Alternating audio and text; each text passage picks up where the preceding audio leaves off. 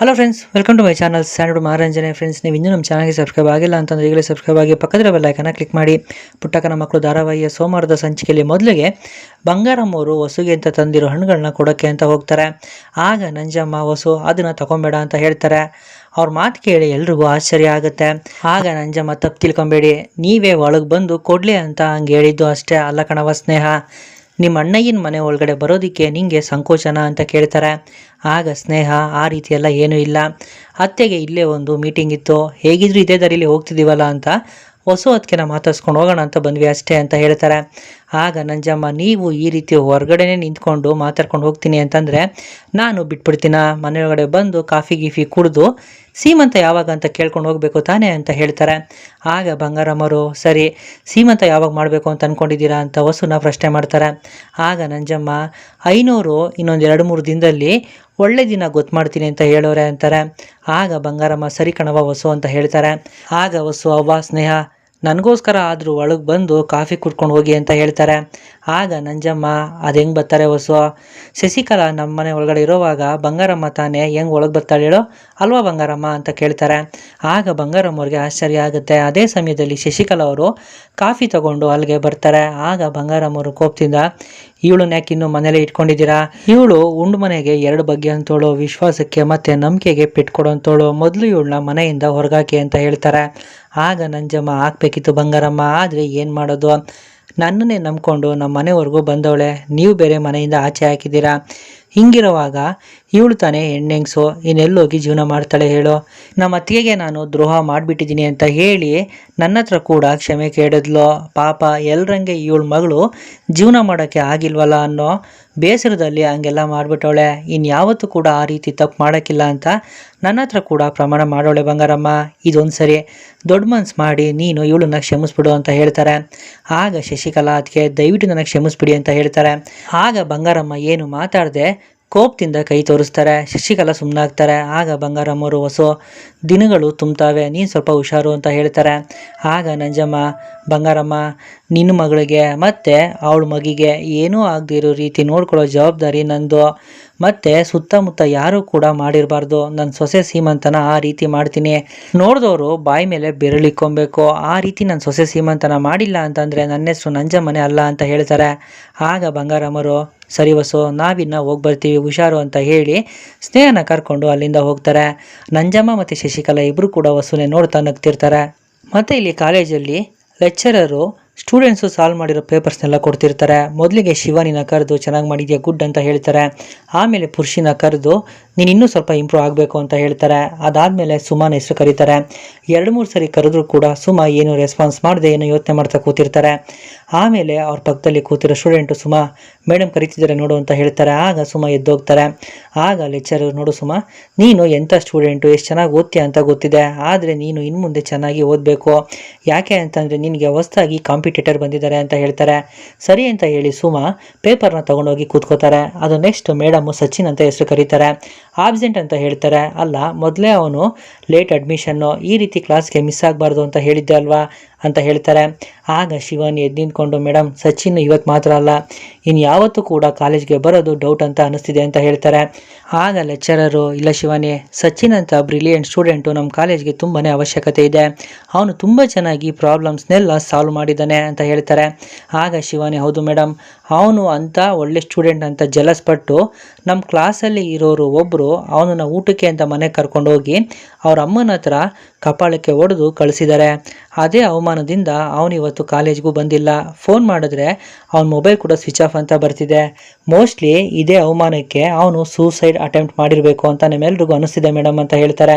ಆಗ ಲೆಕ್ಚರರು, ಸುಮಾ ಏನಿದೆಲ್ಲ ಅಂತ ಕೇಳ್ತಾರೆ. ಸುಮಾ ಏನು ಮಾತಾಡದೆ ಗಾಬರಿಯಿಂದ ಎದ್ದು ನಿಂತ್ಕೊತಾರೆ.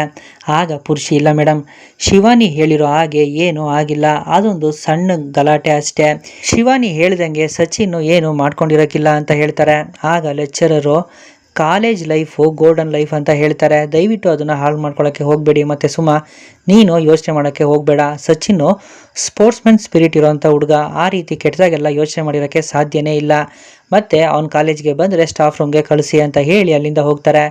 ಮತ್ತು ಎಲ್ಲ ಸ್ಟೂಡೆಂಟ್ಸ್ ಕೂಡ ಅಲ್ಲಿಂದ ಆಚೆ ಹೋದ್ಮೇಲೆ ಶಿವಾನಿ, ನಾನು ಹೇಳಿದ್ದು ನೆನಪಿದೆ ತಾನೆ, ಸಚಿನ್ಗೆ ಏನಾದರೂ ಹೆಚ್ಚು ಕಮ್ಮಿ ಆದರೆ ನಿನ್ನನ್ನಂತೂ ಸುಮ್ಮನೆ ಬಿಡೋದಿಲ್ಲ ಕಣೆ ಅಂತ ಹೇಳಿ ಅಲ್ಲಿಂದ ಹೋಗ್ತಾರೆ. ಸುಮಾ ಏನು ಮಾತಾಡದೆ ಬೇಜಾರಲ್ಲೇ ನಿಂತಿರ್ತಾರೆ. ಮತ್ತು ಇಲ್ಲಿ ರಾಧಾ ಹಾಲಲ್ಲಿ ಕೂತ್ಕೊಂಡು ಶಶಿಕಲಾ ಅವ್ರಿಗೆ ಫೋನ್ ಮಾಡ್ತಾರೆ. ನಾವು ಈ ಮನೆಗೆ ಬಂದಾಗಲೇ ಆ ಸ್ನೇಹಿಂಗೆ ಇಲ್ಲಿಂದ ಗೇಟ್ ಪಾಸ್ ಕೊಡಿಸಿದ್ರೆ ಇಷ್ಟೆಲ್ಲ ಆಗ್ತಾನೆ ಇರಲಿಲ್ಲ ಅಂತ ರಾಧಾ ಹೇಳ್ತಾರೆ. ಆಗ ಶಶಿಕಲಾ, ಅವಳ ವಿಷಯನ ಹಂಗೆ ಬಿಡು, ಈ ಮನೆಯಿಂದ ಕೂಡ ನನ್ನನ್ನು ಆಚೆ ಹಾಕು ಅಂತ ನಂಜವನ ಕಿವಿಗೆ ಊದು ಹೋಗೋಳೆ ನಿಮ್ಮ ಬಂಗಾರತ್ತೆ ಅಂತ ಹೇಳ್ತಾರೆ. ಆಗ ರಾಧಾ, ಅಮ್ಮ, ನಾವು ಮಾಡ್ಕೊಂಡಿರೋ ಎಡವಟ್ಗೆ ಇಲ್ಲಿವರೆಗೂ ಬದುಕಿ ಉಳಿದಿರೋದೇ ದೊಡ್ಡ ವಿಷಯ. ಒಂದು ವೇಳೆ ನಂಜಮ್ಮ ಕೂಡ ನಿನ್ನನ್ನು ಆ ಮನೆಯಿಂದ ಆಚೆ ಹಾಕಿದ್ರೆ ನೀನು ಎಲ್ಗಮ್ಮ ಹೋಗ್ತೀಯಾ ಅಂತ ಕೇಳ್ತಾರೆ. ಆಗ ಶಶಿಕಲಾ, ನೋಡು, ನನ್ನ ಬಗ್ಗೆ ನೀನು ಯೋಚನೆ ಮಾಡೋಕ್ಕೆ ಹೋಗಬೇಡ, ಯಾವುದೋ ಒಂದು ಜಾಗದಲ್ಲಿ ಹೋಗಿ ಸೇರ್ಕೊಂತೀನಿ, ಒಟ್ಟಿನಲ್ಲಿ ನೀನು ಅದೇ ಮನೇಲಿ ಇದ್ದು ಅತ್ತೆ ಸೊಸೆ ಇಬ್ಬರು ಒಂದಾಗಬಾರ್ದು, ಆ ರೀತಿ ಏನಾದರೂ ಪ್ಲ್ಯಾನ್ ಮಾಡು ಅಂತ ಹೇಳ್ತಾರೆ. ಆಗ ರಾಧಾ, ಅಮ್ಮ, ಸದ್ಯಕ್ಕೆ ಅದೆಲ್ಲ ಸಾಧ್ಯ ಇಲ್ಲ, ಆ ವಿಷಯ ಬಿಟ್ಟಾಕೋ. ಅಷ್ಟಕ್ಕೂ ಆ ಮನೆಯಲ್ಲಿ ಹೊಸ ಕತೆ ಏನಾಯಿತು? ಅಲ್ಲ, ಬೀಗ್ತಿ ಇಬ್ರು ಬಾಂಧವ್ಯ ಬೆಳೆಸೋ ಮಟ್ಟಕ್ಕೇನಾದರೂ ಹೋಗಿದಾರ ಅಂತ ಕೇಳ್ತಾರೆ. ಆಗ ಶಶಿಕಲಾ, ಅದು ಯಾವತ್ತೂ ಕೂಡ ಸಾಧ್ಯ ಇಲ್ಲ, ಒಟ್ಟಿನಲ್ಲಿ ಆ ನಂಜಿನ ಬಿಟ್ಟಿದ್ದ ದಿನವೇ ಈ ಜಗತ್ತು ಕೂಡ ನಿಂತೋಗುತ್ತೆ. ಬಂಗಾರಮ್ಮಂಗೆ ಸರಿಯಾಗಿ ಬುದ್ಧಿ ಕಳಿಸ್ಬೇಕು ಅಂತ ನಂಜಮ್ಮ ಕೂಡ ಹರಸಾಹಸ ಪಡ್ತಾವಳೆ ಅಂತ ಹೇಳ್ತಾರೆ. ಆಗ ರಾಧಾ, ಅಮ್ಮ, ಮಾವ ಈ ಕಡೆನೇ ಬರ್ತಿದ್ದಾರೆ, ನಾನಿವಾಗ ಫೋನ್ ಕಟ್ ಮಾಡ್ತೀನಿ, ಮತ್ತು ಏನೇ ವಿಷಯ ಇದ್ರೂ ಕೂಡ ಮೆಸೇಜ್ ಮಾಡು, ಕಾಲ್ ಮಾಡೋಕ್ಕೆ ಹೋಗ್ಬೇಡ, ಅರ್ಥ ಆಯ್ತಾ ಅಂತ ಹೇಳಿ ಕಾಲ್ ಕಟ್ ಮಾಡ್ತಾರೆ. ಆಗ ಮಾದೇಗೌಡರು ಬಂದು ರಾಧಾ ಪಕ್ಕ ಕುತ್ಕೋತಾರೆ. ರಾಧವ, ಯಾರು ಫೋನ್ ಮಾಡಿದ್ದು ಅಂತ ಕೇಳ್ತಾರೆ. ನನ್ನ ಫ್ರೆಂಡು ಫೋನ್ ಮಾಡಿದ್ರು ಮಾವಯ್ಯ, ತುಂಬ ದಿನ ಆಗಿತ್ತು ಫೋನ್ ಮಾಡಿ, ಅದಕ್ಕೆ ಅವ್ರ ಜೊತೆ ಮಾತಾಡ್ತಿದ್ದೆ ಅಂತ ಹೇಳ್ತಾರೆ. ಆಗ ಮಾದೇಗೌಡರು, ಇಷ್ಟೊತ್ತಾದರೂ ಬಂಗಾರ ಇನ್ನೂ ಬಂದಿಲ್ವಲ್ಲ ಅಂತ ಹೇಳ್ತಾರೆ. ಅದೇ ಸಮಯಕ್ಕೆ ಬಂಗಾರಮ್ಮ ಮತ್ತು ಸ್ನೇಹ ಮನೆ ಒಳಗಡೆ ಬರ್ತಾರೆ. ನಾವು ಬಂದ್ವಿ ಅಂತ ಹೇಳ್ತಾರೆ. ಮತ್ತು ಇದೇನು ಅತ್ತೆ ಸೊಸೆ ಮುಖದ ಕಳೆನೇ ಬದಲಾಗಿದೆಯಲ್ಲ, ಏನು ವಿಷಯ ಅಂತ ಮಾದೇಗೌಡರು ಕೇಳ್ತಾರೆ. ಬಂಗಾರಮ್ಮ ನಗ್ತಾ ಇರ್ತಾರೆ. ಆಗ ಸ್ನೇಹ, ಮಾವಯ್ಯ, ಇವತ್ತು ನಾವು ಹೊಸೋದಕ್ಕೆನ ನೋಡೋಕೆ ಹೋಗಿದ್ವಿ ಅಂತ ಹೇಳ್ತಾರೆ. ಆಗ ಮಾದೇಗೌಡರು, ಅದಕ್ಕೆ ಮತ್ತೆ ವಸು ಹೇಗಿದ್ದಾಳೆ, ಡೇಟ್ ಯಾವಾಗ ಕೊಟ್ಟಿದ್ದಾರಂತೆ, ಮತ್ತು ನಮ್ಮ ಮನೆಗೆ ಯಾವಾಗ ಕರ್ಕೊಂಡು ಬರೋದು ಅಂತ ಕೇಳ್ತಾರೆ. ಆಗ ಬಂಗಾರಮ್ಮ, ರೀ, ನೀವು ಕೂಸನ್ನ ನೋಡೋದಕ್ಕೆ ಎಷ್ಟು ಕಾತುರದಿಂದ ಕಾಯ್ತಾ ಇದ್ದೀರಾ ಅಂತ ನಮಗೂ ಚೆನ್ನಾಗೇ ಗೊತ್ತಿದೆ, ಅದಕ್ಕೆ ಸೀಮಂತದ ಬಗ್ಗೆ ಮಾತಾಡೋಣ ಅಂತ ನಂಜವನ ಮನೆಗೆ ಹೋಗಿದ್ವಿ, ಅವರು ಪುರೋಹಿತರ ಹತ್ರ ಮಾತಾಡಿ ಹೇಳ್ತೀನಿ ಅಂತ ಹೇಳಿದ್ದಾರೆ ಅಂತ ಹೇಳ್ತಾರೆ. ಹೌದಾ, ಒಳ್ಳೆಯದು, ಅವರು ವಿಚಾರಿಸ್ಲಿ, ನಾವು ವಿಚಾರಿಸೋಣ, ಮತ್ತು ಈ ಸರಿ ವಸು ಸೀಮಂತನ ತುಂಬ ಚೆನ್ನಾಗಿ ಮಾಡಬೇಕು. ತುಂಬ ವರ್ಷ ಆದಮೇಲೆ ನಮ್ಮ ಮನೇಲೊಂದು ಶುಭ ಕಾರ್ಯ ನಡೀತಾ ಇದೆ, ಎಲ್ಲರನ್ನ ಕರಿಬೇಕು, ನಮ್ಮ ನೆಂಟರನ್ನ, ಊರಿನ ಜನನ, ಮತ್ತು ನಮ್ಮ ವಸು ಫ್ರೆಂಡ್ಸ್ನ, ನನ್ನ ಫ್ರೆಂಡ್ಸ್ನ ಎಲ್ಲರನ್ನೂ ಕರಿಬೇಕು ಅಂತ ಹೇಳ್ತಾರೆ. ಆಗ ಸ್ನೇಹ, ಹೌದು ಮಾವಯ್ಯ, ಅತ್ತೆ, ಈ ಮನೆ ಹೆಣ್ಮಗಳು ಸೀಮಂತ ತುಂಬ ಜೋರಾಗಿ ಮಾಡಬೇಕು ಅಂತ ಹೇಳ್ತಾರೆ. ಆಯ್ತವ, ನೀನು ನಿಮ್ಮ ಮಾವಯ್ಯ ಹೇಗೆ ಹೇಳ್ತಿರೋ ಹಾಗೆ ಅಂತ ಬಂಗಾರಮ್ಮ ಹೇಳ್ತಾರೆ. ಆಗ ಮಾದೇಗೌಡರು, ಸ್ನೇಹ, ಈಗ ನೀನು ನನ್ನ ಜೊತೆ ಬಾ, ಅಟ್ಟದ ಮೇಲಿರೋ ಡೈರಿನ ತೆಗೆದುಕೊಡು, ಅದರಲ್ಲಿ ನನ್ನ ಫ್ರೆಂಡ್ಸ್ದು ಫೋನ್ ನಂಬರ್ ಎಲ್ಲ ಇದೆ, ಡೇಟ್ ಫಿಕ್ಸ್ ಆಗಿದ ತಕ್ಷಣ ಫೋನ್ ಮಾಡಿ ಅವ್ರನ್ನ ಕರಿತೀನಿ ಅಂತ ಹೇಳ್ತಾರೆ. ಸರಿ ಮಾವಯ್ಯ, ಬನ್ನಿ ಅಂತ ಹೇಳಿ ಸ್ನೇಹ ಮಾದೇಗೌಡರು ಅಲ್ಲಿಂದ ಹೋಗ್ತಾರೆ. ಅದೇ ಸಮಯಕ್ಕೆ ಬಂಗಾರಮ್ಮನಿಗೆ ಒಂದು ಫೋನ್ ಬರುತ್ತೆ. ಅವರು ಕೂಡ ಅಲ್ಲಿಂದ ಎದ್ದೋಗ್ತಾರೆ. ರಾಧಾಗೆ ತುಂಬಾ ಕೋಪ ಬರುತ್ತೆ. ನಮ್ಮ ಅಮ್ಮನ ಮನೆಯಿಂದ ಹೊರಗಡೆ ಹಾಕಿ ನೀವೆಲ್ಲ ಖುಷಿಯಾಗಿ ಸೀಮಂತ ಮಾಡ್ತೀರಾ, ನೀವು ಅದು ಹೇಗೆ ಖುಷಿಯಾಗಿ ಸೀಮಂತ ಮಾಡ್ತೀರಾ ಅಂತ ನಾನು ನೋಡ್ತೀನಿ ಅಂತ ಯೋಚನೆ ಮಾಡ್ತಾ ಇರ್ತಾರೆ. ಮತ್ತು ಸುಮಾ ಒಬ್ಬರೇ ಕ್ಲಾಸ್ ರೂಮಲ್ಲಿ ಕೂತ್ಕೊಂಡಿರ್ತಾರೆ. ಅಲ್ಲಿಗೆ ಪುರುಷಿ ಬರ್ತಾರೆ. ಸುಮಾ, ಯಾಕೆ ಒಬ್ಬಳೇ ಇಲ್ಲಿ ಕೂತಿದ್ಯಾ, ಏನಾಯಿತು, ಮತ್ತು ನೀನು ಯಾಕೆ ಇಷ್ಟೊಂದು ಭಯ ಪಡ್ತಿದ್ಯಾ ಸುಮಾ, ಏನೂ ಆಗಲ್ಲ, ಶಿವಾನಿ ಹೇಳ್ದಾಗೆ ಸಚಿನ್ಗೆ ಏನೂ ಆಗಿರಲ್ಲ, ಮೇಡಮ್ ಹೇಳಿದ್ರು ತಾನೆ, ಮತ್ತು ನೀನೇನು ತಿಂದಿರಲ್ಲ ಅಂತ ನನಗೆ ಗೊತ್ತು ಅಂತ ಹೇಳ್ತಾರೆ. ಆಗ ಸುಮಾ, ಭಯ ಆಗಲ್ವಾ ಪುರುಷಿ, ಹೇಳು, ಏನೇ ಆದರೂ ಅವ್ವ ಹೀಗೆ ಮಾಡಬಾರ್ದಾಗಿತ್ತು, ಸಚಿನ್ಗೆ ಫೋನ್ ಮಾಡಿದ ಅಂತ ಕೇಳ್ತಾರೆ. ಫೋನ್ ಮಾಡಿದ, ಆದರೆ ಸ್ವಿಚ್ ಆಫ್ ಅಂತ ಬರ್ತಿದೆ, ಈಗ ನಮ್ಮ ಟೆನ್ಷನ್ ಕಡಿಮೆ ಆಗಬೇಕು ಅಂದರೆ ಮೊದಲು ಸಚಿನ್ ಎಲ್ಲಿದ್ದಾನೆ ಅಂತ ಗೊತ್ತಾಗಬೇಕು ಅಂತ ಪುರುಷಿ ಹೇಳ್ತಾರೆ. ಆಗ ಸುಮಾ, ಈಗಲೇ ಅವನು ಹಾಸ್ಟೆಲ್ ಹತ್ರ ಹುಡ್ಕೊಂಡು ಹೋಗೋಣ ಬಾ ಅಂತ ಹೇಳ್ತಾರೆ. ಆಗ ಪುರುಷಿ, ಹಾಸ್ಟೆಲ್ ಅಡ್ರೆಸ್ ಗೊತ್ತಿರೋ ತಾನೇ ಸುಮಾ ಹೋಗೋದಕ್ಕೆ ಅಂತ ಹೇಳ್ತಾರೆ. ಸುಮಗೆ ತುಂಬಾ ಬೇಜಾರಾಗುತ್ತೆ. ಮತ್ತು ಇಲ್ಲಿ ಬಂಗಾರಮ್ಮ ಫೋನ್ ನೋಡ್ತಾ ಕೂತ್ಕೊಂಡಿರ್ತಾರೆ. ಅಲ್ಲಿಗೆ ರಾಧಾ ಬರ್ತಾರೆ. ರಾಧಾ, ಇದೇನಿದು ಬಕೆಟ್ ಇಟ್ಕೊಂಡು ಓಡಾಡ್ತಿದ್ಯಾ, ಎಲ್ಲೋಗಿದೆ ಅಂತ ಬಂಗಾರಮ್ಮ ಕೇಳ್ತಾರೆ. ಆಗ ರಾಧಾ, ಅತ್ತೆ, ಬಟ್ಟೆ ಒಣಗಾಕೋಕೆ ಹೋಗಿದೆ ಅಂತ ಹೇಳ್ತಾರೆ. ಏನೋ ಬಟ್ಟೆ ಒಣಗಾಕೋದಕ್ಕೆ ಹೋಗಿದ್ದ, ಯಾಕೆ ಕಾವೇರಿ ಇಲ್ವಾ, ನೀನೇ ಬಟ್ಟೆ ಒಗ್ದ, ಕಾವೇರಿ ಅಂತ ಕರೀತಾರೆ. ಅದೇ ಸಮಯಕ್ಕೆ ಸ್ನೇಹ ಜ್ಯೂಸ್ ತೊಗೊಂಡು ಅಲ್ಲಿಗೆ ಬರ್ತಾರೆ. ಆಗ ರಾಧಾ ತಲೆ ಸುತ್ತ ಕೆಳಗಡೆ ಬೀಳಬೇಕು ಅನ್ನೋಷ್ಟರಲ್ಲಿ ಬಂಗಾರಮ್ಮ ಅವ್ರನ್ನ ಹಿಡ್ಕೊಂಡು ಬಾರದ ಕುತ್ಕೊ ಅಂತ ಹೇಳಿ ಸೋಫಾ ಮೇಲೆ ಕೂರಿಸ್ತಾರೆ. ಸ್ನೇಹ, ಈಗಲೇ ಡಾಕ್ಟರ್ಗೆ ಫೋನ್ ಮಾಡು ಅಂತ ಹೇಳ್ತಾರೆ. ಸರಿ ಅಂತ ಹೇಳಿ ಸ್ನೇಹ ಫೋನ್ ತಗೋತಾರೆ. ಬೇಡ ಸ್ನೇಹ, ಡಾಕ್ಟರ್ನ ಕರ್ಸೋದೇನು ಬೇಡ ಅಂತ ರಾಧಾ ಹೇಳ್ತಾರೆ.